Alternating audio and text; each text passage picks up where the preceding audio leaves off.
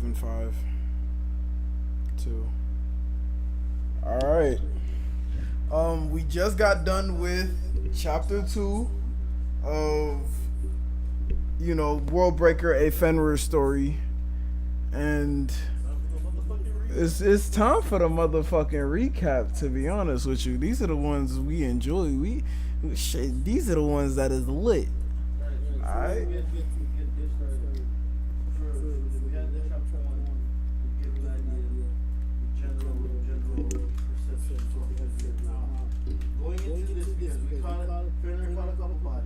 Fenrir, y'all heard him, right? Fenrir caught a couple bodies on this one. Fenrir done caught a couple motherfucking bodies. Now, with that being the case, what would you describe as the actual physical appearance of Fenrir now? By chapter 2? Yeah, by chapter 2, and also how much blood do you think he has actually that's a good question. by this time now? That's a good question. Chapter 3. Yeah, chapter 3 coming soon. Facts. Alright, so to answer your first question, I believe it is what is the physical appearance or what are the differences. Alright, so in chapter 1 we got that black, menacing, bear-like, wolf-like, hulking figure, 4 foot tall, motherfucking like a black bear just you see what I'm saying? Yeah. Within chapter 2, he has ate his first victims, consumed his first amounts of blood, and very minuscule changes start showing up in his appearance as he consumes. Even in later on at the end of chapter 2, we talked about how his appearance changed dramatically within almost like that cocoon-like state, simply because you couldn't see when he actually hit that threshold. But it's blood-soaked cowl, so his coat is going to be pretty much soaked red at this point, literally blood red. He's no longer just black, he's fucking blood-soaked red. And this is all over him, other than the places where like his underside might still be black and shit like that, but the blood is literally being produced from his fur. So he's having that. You're also getting a slight size increase. So from that 4 feet, like while he consumes blood, he does get bigger. Okay. It is a feeding type thing. Yeah. His appearance is definitely changing there. More noticeable appearances too are he is constantly salivating blood. His saliva is no longer just saliva, but is motherfucking blood. You see what I'm saying? Yeah, blood gang got him absolutely bleeding. Yeah, and then you said, what was the other question? How much blood do you think he consumed? He has consumed. Okay.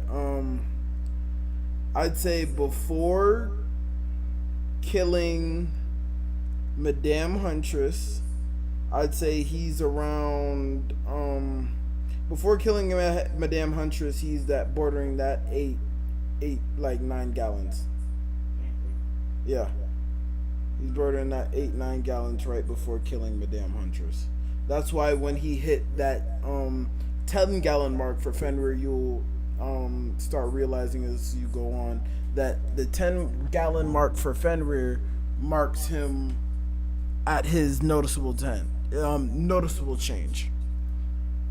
This is that fully blood-soaked cowl, blood dripping from not just his mouth but his claws as well, and him having those projectile capabilities. His size has increased about a half foot, so he now stands 4'6". That's pretty, yeah. It's like motherfucking chest height. It's pretty damn big. You see what I'm saying? For a fucking dog, that's pretty fucking big. So, yeah. In the first one, we left off where Stone Midas encountered Stone Midas encountered Fenrir alongside Madame Huntress, and now we're here. So Motherfucking Fenrir smells too fucking new individuals. These niggas good. They got a different scent on them. They ain't got that bitch made in their blood. Like he just don't. He just doesn't feel that bitch. Like that bitch just ain't there in him. Like sometimes you could tell if that bitch is in him, but that bitch ain't there in him, right? And Fenrir couldn't smell that bitch in him. This caused him to want to figure out what the capabilities of others can be, and that's the biggest thing. He wanted to figure out what the capabilities of others can be. When the fight started to initiate, Madame Huntress started to show off her speed in order to box him in. She did have a strategy. Her strategy was to make sure that he does not get out of the trap that her partner is setting, which are the maze walls, the structures that start very at the very beginning. Okay. During this time, Fenrir is pretty much just standing in place and literally watching as her speed is faster than the average human, and that he is spraying some type of something around. So, yeah. Something. Of course, this something he's going to choose because obviously they're trying to stop him. He's not going to touch it. He's not going to. He does not know what it's capable of, so he's not going to risk it. Smart. Survival instinct. Yeah, a few seconds go on until he sees how he's structuring the things around him, which is when he strikes. In an instant, as soon as Madame Huntress's foot touches the floor again, before she's able to rebound that energy and make another movement, Fenrir fucking pounces, like literally. Give me that. Yeah, give me that. Like he wants that fucking ass. Yo, deep lacerations in them cheeks, like on some real shit, my boy. Like, so during that shit, fucking Fenrir pounces like halfway across the street, one fucking leap, literally in fucking instant. He's all the way across on the other street, fucking in a.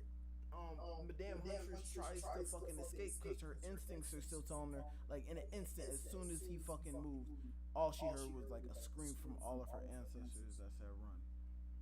She fucking tries to run, but she's still too slow to his movement. And motherfucking like a cat gripping your leg, but you don't unhook it. You just let that bitch slide down your leg. Like a tech deck on your motherfucking. Oh God. Like Gillette. Yeah, Gillette fusion on them blades. Like, so she got these fucking like 3-4 deep ass lacerations down her fucking leg, and it's just exuding fucking blood. This blood is throwing Fenrir into that. Say, yo, I want cocaine. Yeah, so you really want that shit. Fenrir really on that. That boy want that fucking fuel, yeah, that G fuel. He on that fucking G fuel on some god shit. Like, Madame Huntress is fucking taken out, and for Stone Midas, he's not. This is new. That he's not really ever used to something even happening that fast. But Stone Midas automatically chooses to no longer fortify the sides of his protection and just try and dome him in. So he starts trying to create the roof on these dome structures that he was laying out before. And these dome structures around him only have one opening, and that is towards him. He's trying to tunnel in during these times where he's both building these expanding foam structures. He's also shooting the projectile at Fenrir. Fenrir is both manipulating himself inside of these structures while at the same time still trying not to get near the one person he's encountered who has a projectile that he is hesitant about in this way.